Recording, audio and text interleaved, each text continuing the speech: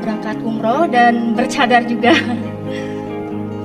Kenapa saya ingin ikut Tuhan Yesus? Karena awal mulanya saya itu merasa kayak gak punya hidup damai sejahtera di agama sebelumnya. Mohon maaf karena sebelumnya saya juga taat melakukan ibadah, puasa, tahajud dan seperti orang lain melakukan di agama seberang. Assalamualaikum warahmatullahi wabarakatuh. Alhamdulillahirabbil alamin. Wassalatu wassalamu ala Rasulillahil karimil amin. Sayyidina Muhammadin wa ala alihi wa sahbihi ajma'in wa ba'd. Saudara-saudariku, di era Nabi Muhammad SAW menyampaikan risalah Islam, terdapat beragam respon yang lahir dari aneka kelompok masyarakat pada saat itu. Ada di antara mereka yang beriman, menerima kebenaran risalah Islam, lantas memeluk dinul haq ini dan mengerti tentang kedalamannya, rasionalitasnya, sehingga mampu mengamalkan nilai-nilai yang dibawa oleh Islam serta bimbingannya secara benar, terukur, dan meraih keberkahannya. Pun demikian, ada di antara mereka yang meragukan risalah yang dibawa oleh Nabi Muhammad SAW, sehingga masih menimbang antara mengikuti atau mengabaikannya. Di sisi lain, terdapat kelompok yang sama sekali tidak merespon ajaran Nabi atau dakwah yang Nabi sampaikan dengan pesan yang positif. Mereka cepat mengabaikan dan meninggalkan dakwah Nabi, bahkan juga disertai dengan tuduhan atau bahkan juga tantangan-tantangan yang melahirkan pergolakan-pergolakan tertentu sampai ke level yang bersifat menyakiti, baik verbal ataupun fisikal. Di antara mereka, ada kalangan yang tetap dengan kekufurannya, ada orang yang di lisannya menyatakan keislamannya, namun perilakunya justru menyimpang dari nilai-nilai keislaman, bahkan merencanakan perilaku yang menentang terhadap dakwah Nabi Muhammad SAW. Dan menariknya, ada juga di antara mereka yang menyatakan keislamannya, namun masih labil dengan keislaman yang mereka deklarasikan itu, sehingga mudah terpengaruh, terprovokasi, bahkan kembali kepada keyakinan dan perilaku awal yang mereka pernah lakukan. Golongan kedua diistilahkan dengan munafik, dan yang ketiga disebut dengan kaum murtadin, jamaah dari kata murtad, irtadda, yartaddu, murtad, itu orangnya.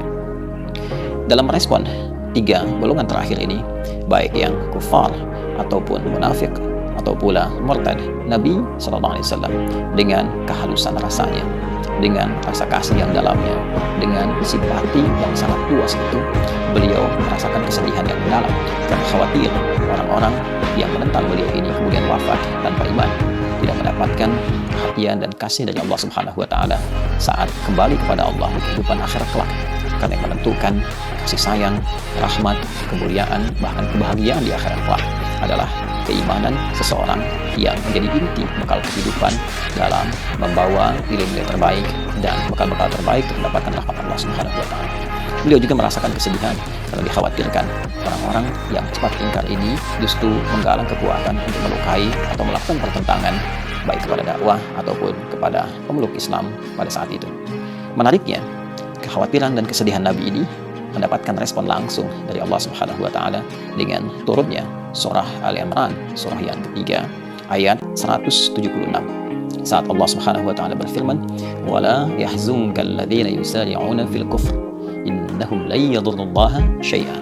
Yuridullahu alla yaj'ala lahum hazzan fil akhirah, wa lahum 'adzabun 'adzim." Demikian Allah berfirman di Quran surah ketiga Ali Imran itu ayat 176. Wala yahzunka alladhina yusari'una fil kufr.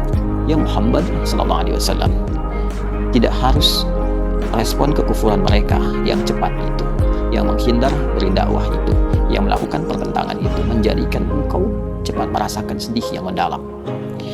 Innahum la yadurrullaha syai'an. Sungguh orang-orang yang berpaling darimu itu, orang-orang yang melakukan pertentangan, yang mengingkari dakwah, yang keluar dari Islam yang pernah kau sampaikan, yang menyatakan keislaman namun juga melakukan pertentangan kepada musuh mereka, semua itu tak akan mampu mengurangi sedikit pun keagungan Allah Subhanahu wa Ta'ala, tidak akan mampu mencelakai sedikit pun wali-wali Allah Subhanahu wa Ta'ala, orang-orang yang berjuang menegakkan Islam, orang-orang yang memeluk Islam dengan benar.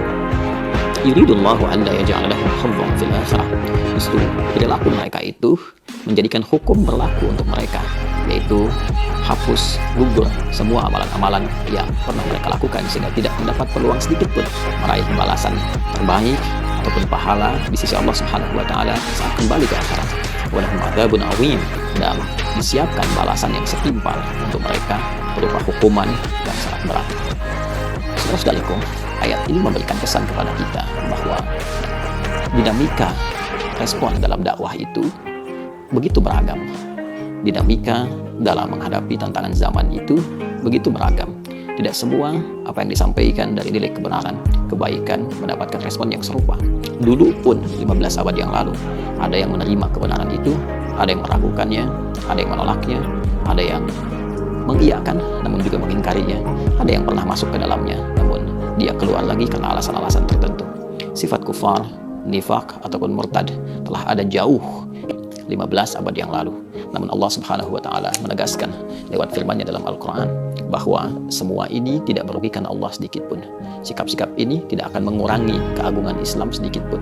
Sikap-sikap ini tidak akan memberikan pengaruh kepada orang-orang Islam yang memegang teguh ajarannya, yang berusaha menampilkan ajaran-ajaran Islam sesuai dengan kemampuan dan kesungguhannya. Itu saya nggak lama, bulan 6 tanggal 24 saya sudah dibaptis, puji Tuhan.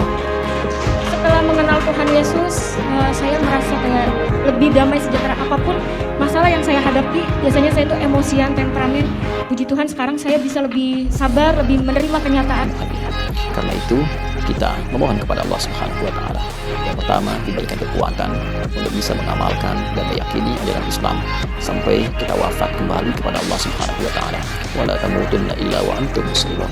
Pun demikian, kita pun memohon kepada Allah Subhanahu wa taala agar diberi kekuatan untuk tidak terpengaruh oleh godaan-godaan lingkungan apapun bentuknya yang bisa menukar keimanan kita dengan materi-materi dunia semata, dengan angan-angan fatamorgana dunia semata. Pun kita pun menegaskan, Islam tidak pernah dirugikan dengan kemurtadan seseorang.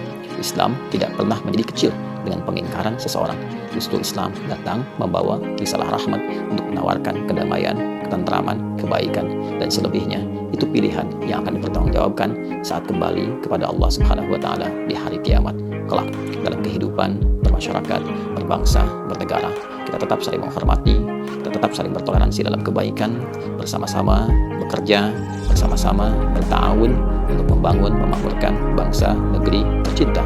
Namun persoalan keimanan, persoalan keagamaan yang telah menjadi pilihan, semuanya akan dipertanggungjawabkan secara pribadi saat kembali kepada Allah Subhanahu wa taala. Itu kita tetap dijaga, mendapatkan hayatan thayyibah, hidup yang terbaik, dan husnul khatimah, wafat dalam keadaan yang mulia.